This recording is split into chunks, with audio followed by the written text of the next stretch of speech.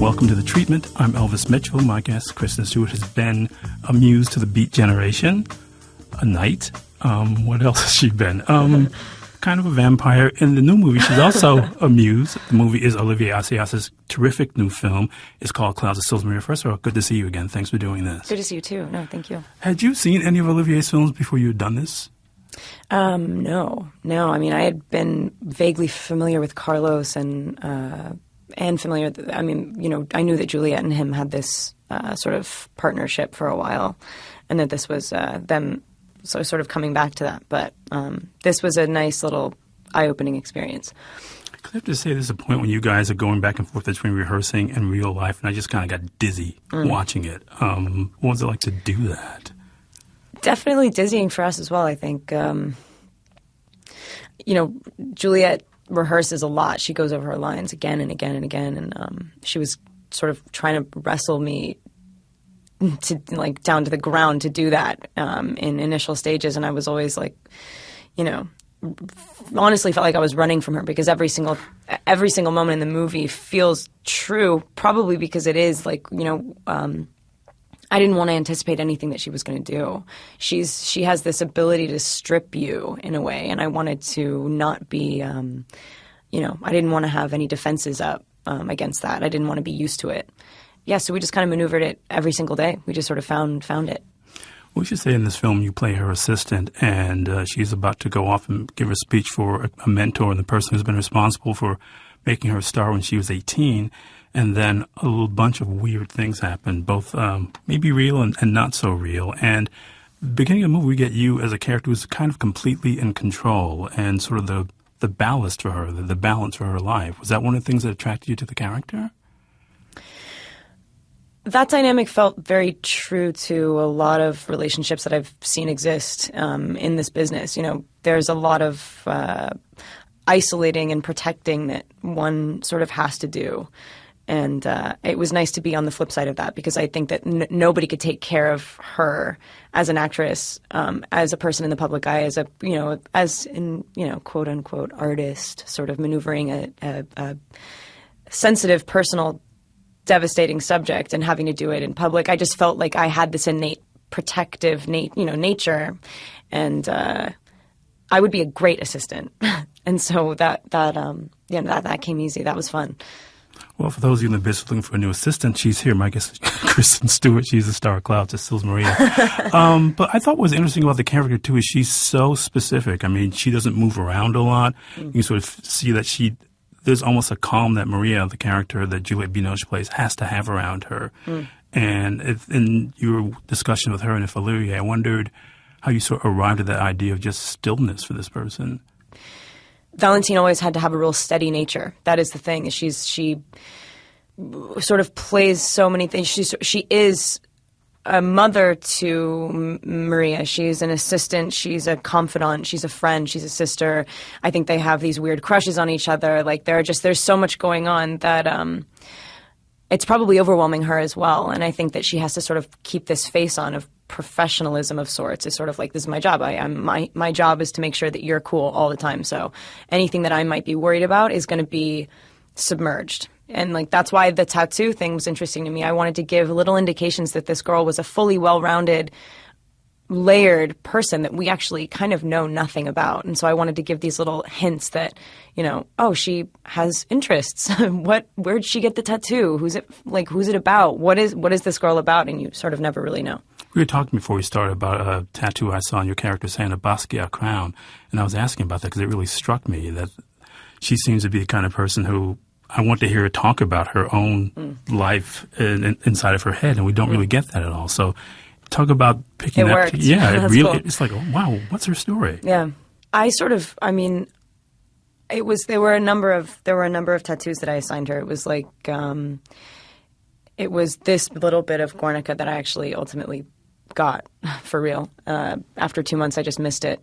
And then there was a little smile at the foot of this ladder, and it was based on the Henry Miller short novella type thing, whatever that is. And it was so appropriate. I gave it to Juliette actually at the beginning of shooting because it's like, I don't know, kind of perfectly reflective of what I think she kind of goes through in the movie. But And then there was another one, like little fishes on my arm. Yeah, and I saw the fishes too. I wondered what that meant. It's the David Foster Wallace sort of speech that's like, where are we? Or he's like, they're swimming through the ocean and two little fish see a bigger fish and they go, and he goes, hey, like, how's the water, boys? And then they swim on, they're like, what's water? It's like, and so I thought all of those little things, like that array of interests would be like, oh, wow, I kind of respect her. I kind of feel, and you would never know these things, but you saw the Basquiat crown. Like, it was like, it takes a certain person to be an assistant. And I think that she has serious ambition. And I think she has real, genuine admiration and interest in this woman, or else she wouldn't be assisting her. She's not subservient, really. It's like, it really took this woman. It really took like this sort of particular circumstance to bring that caretaking element out of this girl.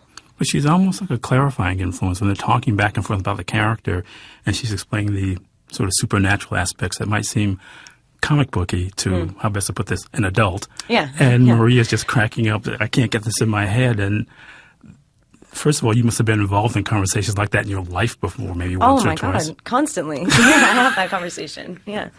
And just the idea of being able to do this again without, also, she gives away her passions. I mean, this is something she believes in. And when Maria's like laughing at her, she's affronted by it. It's like, no, this is my life. I grant you these crazy things you do. Let me explain this to you. Mm-hmm. It almost feels like she's like, listen, you hired me not just to go get you coffee. And it's like she's constantly reminding her of that throughout the movie. And I think that Maria appreciates it. I think that it's like that's what keeps that relationship going. And that's that maddening sort of like desire to understand each other and sort of fill that distance between them. And they just can't. And that's why it ends the way that it does.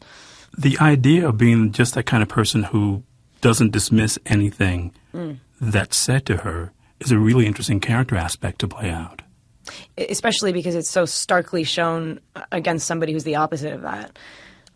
But yeah, I admire people like that. I try to be, as much of that as I can be. But, I think my favorite people, especially people that I'd like to work with, people that I'd like to surround myself with, are always those that are like, God, they just never say the wrong thing. They always really think about what they say. And there's always, there's just an attentiveness to other people's points and, like not mincing words and never putting their foot in their mouths. And I think that Valentine is definitely one who thinks before she speaks and really listens to everyone and is quiet and, admirable. There's something about her that's like a little honorable. Did you get a chance to see Irma Vep? Mm-mm. It's this movie that SAS did starring Maggie Cheung. She plays sort of a vampire, or she's an actress who's playing a vampire, and suddenly all these meta kind of things start happening. And it's very close in a lot of ways to this. I mean, just the idea of taking somebody, Maggie Cheung's a well-known Hong Kong action star, and just playing on the idea of her public persona and what people think about her, and finding these metaphors in the context of the story. I'm guessing that must have been, or was that part of your first conversation about how much this reflects people's perceptions of you? This is the weirdest thing ever. The script absolutely predates any involvement or consideration of me for the part of Valentine.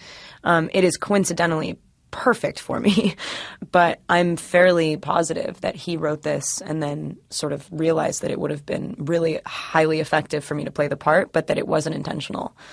But we were well aware of, the difference that it made for me to play the part and say those words. And trust me, on set saying them, it was like so much fun. I can't even tell you. It was hilarious. It was like one moment on set that I remember out of many, many moments in my whole life of like trying to not laugh on camera. That was one of the biggest ones. Yeah, because I can't help but laugh just watching it and having spoke to you before and knowing that you're a lot more like Valentine than you are Maria, just my, hours of experience with you. Right. I just feel like the idea of her I was even aware of her posture, that she doesn't give an inch. When she gets into space, she doesn't move from it. Mm-hmm. She got her head up. She's basically saying, okay, I'm here. Yeah. Just bounce things off me. Yeah, exactly. She's a sounding board. Absolutely. Maybe, and you know what? That makes sense, actually, if you think about it, because I wasn't overtly aware of my physicality. I was just sort of overtly aware of supporting her and not affecting her too much, and just sort of being a sounding board. It's a good point. Because I just think so many of the characters you played before are people who in some ways or other can be defined by the people they're standing next to. And this is somebody who's not that. This is somebody who, again, because of those visual clues we see on her forearm and her hand, that suggestion that there's a life outside of this and that she lives in this world of her own and she enters Maria's world, then she leaves it. It must have been really exciting for you to do something like that. This character who divines herself for herself. Yeah, it was fun playing an ulterior. It was fun playing like a sort of peripheral character. It was fun playing somebody who you were curious about, because typically my goal is to divulge everything. My goal, at least with my recent experience, before that it was like, I think before that I had done Camp X-Ray, and then before that I had taken a bunch of time off, and then before that it was like Snow White, and then before that it was like Twilight, and so everything about all of those things were about being, if there was any detail that you didn't know about them, it was a mistake that I made. Do you know what I mean? And so with this, it was truly the opposite of that. I was revealing aspects of her by concealing them. It was interesting. Yeah, because what ends up happening with this is you end up giving that character kind of a mystique, because she sort of enters almost in the way that a character like that would in some kind of fantasy science fiction movies. It sort of enters and solves problems, and then if you do it right, you leave the audience with questions. Right.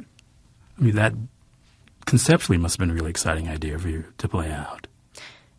Yeah, I mean, it was fun. It was all there. It was weird. It was like something that I got wrapped up into, and only now, sort of in retrospect, do I go, wow, that was a really... I mean, I knew that it was cool what we were doing, but now I look at it and I can see it really for what it is, and it is so meta in its existence that it has taken some time and separation for me to truly see it. Do you know what I mean? What was it like the first time you saw it when you saw it in Cannes last year? That was the second time I saw it, I think. Okay. I think they had screened it for me in Paris. Well, can you talk about that, seeing it by yourself and then seeing it with an audience? Yeah. What were those contrasts like? It's funny, it's so 100% faithful to the script that it was not surprising to watch the movie. There are times when you watch a film and the way that it's played out and presented, it doesn't feel... Sometimes it feels sort of far away from your memory of it. And in this case, it was exactly, like with precision, sort of, he put it together sort of just exactly how he told us that he was going to. It was almost like I saw the relationship between the two of them become a little bit more complex than I ever really thought. I as a young woman in this business, obviously, I think about, the implications of that and what it means and how hard it is and blah, blah, blah. But I think it really becomes apparent in the movie that we're talking about it in most conversations that we're having. The separation between us and our generations and us culturally and what the internet's doing, all of that. It's like, I thought that all of those things were funny at the time when we were making it, and I thought that it was, fun to speak about the superficial nature of it and blah, blah, blah, because that is so obvious. But it just became something so personal to them and so much deeper. I don't know. I watched the movie and I was really... I was impressed. I was proud of the statement, and I just thought it was like... it was heavy. It felt heavier. To me, I always sort of have to go, oh, it's not a big deal, whatever. It doesn't touch us. It's totally intangible, whatever. But then I watched it and I was like, no, it's so crazy. That is so crazy. And then watching it with an audience, it was interesting to me that it was also interesting to them, because it is sort of such a narrow avenue of life that not many people have experience with, and it's so inside of it. But yet people were into it, and I don't know. I love her. It's fun for me to watch us together, just because it's like watching a home movie. I'm going to take a break and see if I can make the show a trace more languid. My guest is Kristen Stewart, in this film is Clouds of Sils Maria. It's The Treatment. There's more to come. Welcome back. It's The Treatment. I'm talking to my newest assistant, Kristen Stewart. Her new film is Clouds of Sils Maria. You just were recently interviewed by Patti Smith. In some ways, it must have felt almost like going back into the movie again, because it's somebody who brings so much legend with her in the same way that Maria seems to. Whenever she enters a room, people are reacting to her. It's true. Because they don't know her at all. Well, I mean, it was over the phone. Oh, really? Yeah. We have a really interesting, like, sort of random relationship that we sort of, like, occasionally check in with each other, and she'll give me little, like, nods of encouragement, which feels great. When did she first do that? Do you remember? She and I met somewhere crazy. God, I was like somewhere after the Met Ball or something in New York, or maybe after It was so weird to meet her in this circumstance. I know this is going to sound weird. I think I was in the boom boom room, and she was there as well, and we found each other as two people like that in a place like that do, and it was cool, and we connected. And I'm obviously, I read Just Kids, I think, like right around that time, so I was floored, and then, yeah. So since then, we've just sort of randomly, very sort of sporadically kept in touch and sort of exchanged. Like, I've sent her writings and things, and she's awesome. What kind of writing do you send her? Like, I sent her a short thing that I wrote and like a couple poems, and a short she sends story me. you wrote? Yeah. What? Oh, really? Oh, look at you. So she's literally will send me like a daily, not like, she'll send me like a bi-weekly quote of encouragement, or like, "Hey, you're still writing, right?" I'm like, yeah. Wow, because when you said that, I just remember when I met you and we talked a lot about books, and you don't often talk about your literary interests at all. Yeah, I don't, like, I really love writing. I do talk about that a lot. I think my favorite thing about reading is like the effect of the words, and not necessarily, I'm not the most linear thinker. So everything I've done has been fairly abstract, but that's like really what I'm into. Is that why you're attracted to poetry? Because it's kind of an avenue of that kind of abstract thought. So far, yeah. And then like I'm trying to funnel that into something else, though. I'm definitely finding ways to translate that into visual form. I'm like really. I've been talking about it for a while, but I'm really ready to make my short film. It's like should be easy as long as I just get the gusto and go do it. Is this just a little bit of trepidation about exposing these ideas to the world? Do you just feel like you want to keep them to yourself for a while? No, not at all. It's I just kind of want to do it right, because I've been involved in other people's great work, and I just know what it's like. I know what it's like to be on something and get the feeling that everyone there shouldn't be doing anything else, and that you're all there for a reason. And the idea of being responsible for that environment is really important to me. And I know that I'm going to fill my life with that. I know it. It's just about stepping into it in the right way. It's the treatment. My guest, who's ready to make her short now, so don't hire her as an assistant, is Kristen Stewart. Her new film is Clouds of Sils Maria. I think it's funny, though, because I think about some of the filmmakers you work with, like Sils or Fincher, these people who know exactly what they want when they want it, have this thing all worked out, but they can also sort of relate conversation what the visuals are going to be. I mean, that must be enormously comforting to get to work with people like that. I love working with people that really know what they want. I also really love people that are the find it people. There are a lot of directors that are like, yeah, I'm like, so where are we going to see this from? Is it going to be over there? Where's the perspective? And they're like, oh, we're just going to find it. And that's cool, because that sort of puts you in this it puts you in a zone where there's no way for you to be prepared, and that means you're always going to find something interesting, and then there's a way to look back on it and go, wow, in a way they set this up, and I was completely unaware of it, and so there's like a masterful talent to that. But then there are the guys that can tell you absolutely from day one to the last day exactly, I mean, like where you are, what you're looking at, what the color correction is going to do to your face to make it look different, like just absolutely everything. And I like both. I'm not the type of actor that like needs to completely lose themselves all the time. I want to use the process to my advantage. I want to know every detail of what they're doing technically. Have you always been that kind of actor? Yeah, always. And it's really comforting. I worked with Julianne Moore recently, right? And she's the same exact way, whereas Juliette does not want to know any of it. And there were times on Sils that I was like, oh man, am I less invested or something? And I know, and not that that's even a legitimate question, because I know that's so untrue. I couldn't, my blood couldn't pump for any one of these projects more. But there's just such a divide between how we find our way into our characters. And then I worked with Julianne, and we were like this little team of like, we would just never stop talking to each other. We would probably annoy the crap out of Juliette, because we just never shut up about what we were doing and how we were being, like how it was being seen and what the next shot was and what we were shooting tomorrow. And yeah. Because I just liked, one of the things I liked about this character is seeing you play somebody with intellectual confidence. somebody who believed in what she was saying as she was saying it. And that's a lot of the characters you play are kind of defined by physicality, or again, like I was saying, even in Still Alice with Julianne, you're still sort of like fretting over her a little bit. And this is a character who it's funny, and kind of tracking your career, you've gotten to play a lot of characters who probably correspond with what you're going through at the time. Absolutely, yeah. But talk about playing Valentine, just because again she's just has so much belief in herself that a lot of times she doesn't have to talk until it's demanded of her. Yeah, I think that she offers a really, to what her seems to be obvious perspective to this woman who's seeing always only one tiny little side of a situation. I mean, it was very satisfying to play somebody like that who could sit and observe and gather a bunch of information, and then when the time was right, say, hey, okay, now you've been talking and talking and talking. Now listen to me for a second.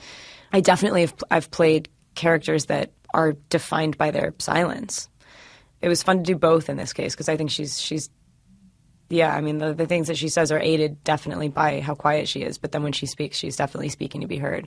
I have to say, in some ways, I almost felt like you were playing it as a director, where you're kind of guiding her in a lot of ways. And I just wonder if there were some directors who may have influenced some, maybe on some subconscious level, even what you were doing. I mean, it is absolutely, that is something that a good director has, I mean, that's always, I mean, that's a skill that is like necessary. I mean, you can't say, saying the right thing at the right time that's the name of the game.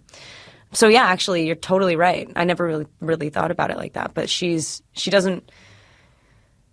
wants to have the right effect. So it's this precious little delicate game of like observing, and if listeners could see me right now, they would see that I was fielding some sort of ball with my hands. But that's kind of what it's like. It's like fielding. Because I even felt it when you were doing the read-through and the rehearsals with her, when you just were sort of maintaining this distance and not being judgmental so she could do what she wanted. So sometimes she played it very kind of close to the vest, and then she would go really wild and emotional. And again, that when Val wasn't reacting to it, I just kind of thought, wow, what's going on here? And the movie's love of sort of keeping us as viewers off balance plays into all that too. The fact that in a weird way, it's like Val knows more than everybody does. Right. Yeah, absolutely. I mean, I think the cool thing about her exploding on her in that last scene, when, the other scenes were read naturally, but not necessarily with complete commitment, and then all of a sudden she explodes on her and throws things at her and is like venting in a very transparently personal way. I think that that's why Valentine retreats and is like, I'll read the lines with you until the end of the scene, but I am a normal human being that lives in reality, and I have no experience with this gray area between life and this character you're playing and who we are to each other. And so I think that it's like she doesn't want to play with her in that way because it's like it's too sensitive, it's too personal, it's weird. And so then, when that scene's over and she dismisses it again, Maria dismisses the scene and what it's about and that it's trite or something, that it means nothing. It's so obvious to Valentine at that point. It's like, how could it be trite? How could it be or whatever to you if you were just screaming and crying in my face? You are lying to yourself. It's so obvious. It's like, I just can't, I don't have the words to tell you anymore. At that point, there's no energy for it. Well, one of my favorite scenes, though, just talking about quiet, is a scene in the movie where the two of you are asleep on a mountaintop. That's just so beautiful. Yeah. And it's like... That was so fun. Talk about that, because it's almost like that's the point where the movie, especially your lives, because things have gotten so tense at that point, you guys need a rest. But you sleep so peacefully near each other outside. Yeah, I very carefully chose my place to sleep as well, because she laid down first, and I was like, I think I'd probably get up and walk over here. I'm mad at you. And it was nice. It was the perfect time of day. It was so natural. It was like we needed that at the end of that shooting day. I mean, she's a force as well to be reckoned with, I have to tell you. Like, those days were long and full, pregnant.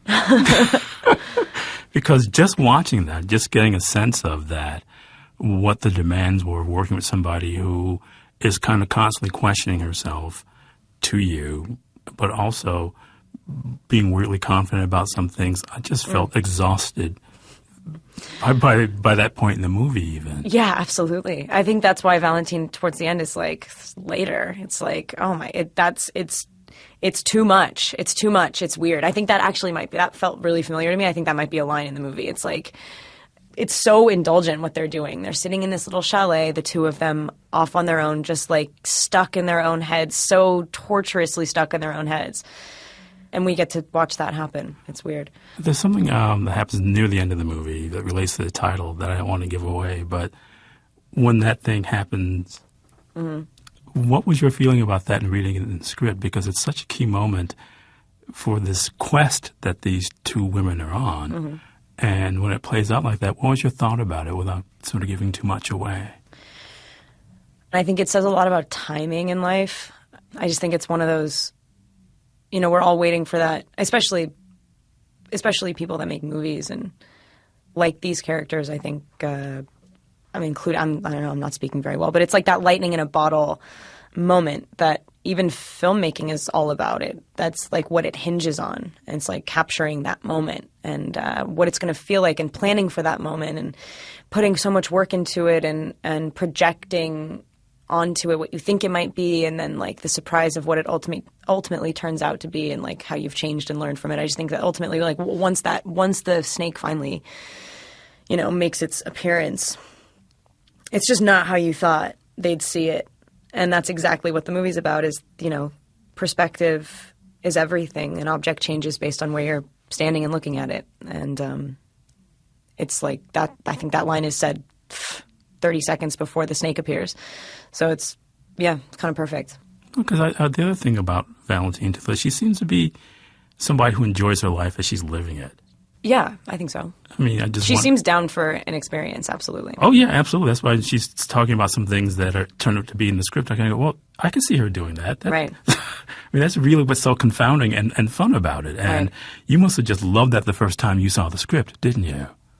Yeah, she was cool. I mean, I know Juliette to be amazing, so intriguing, like talented, sexy. Everything about her is like enigmatic.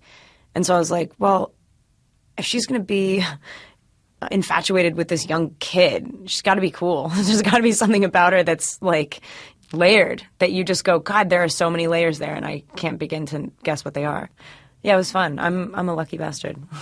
On that note, now she's swearing on public radio, we'll be done. My guest is never a personal assistant, future director, I hope, an actress, Kristen Stewart. Her newest film is Clouds of Sils Maria. I can't thank you enough for doing this. No, same to you. Okay, wow, thank you. Recording engineer who also mixes the show is Melissa Morton. It's edited and produced by Jenny Radelet. My head's in the clouds. It's The Treatment.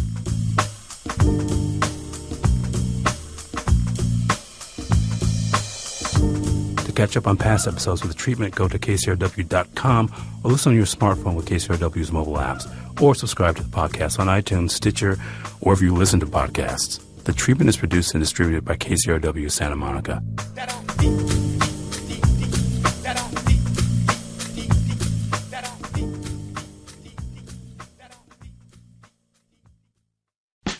Take KCRW on the go with our KCRW radio app for iPhone, Android, and BlackBerry devices. Listen live, get your music fix on the Eclectic 24 channel, or hear the latest headlines on our news stream.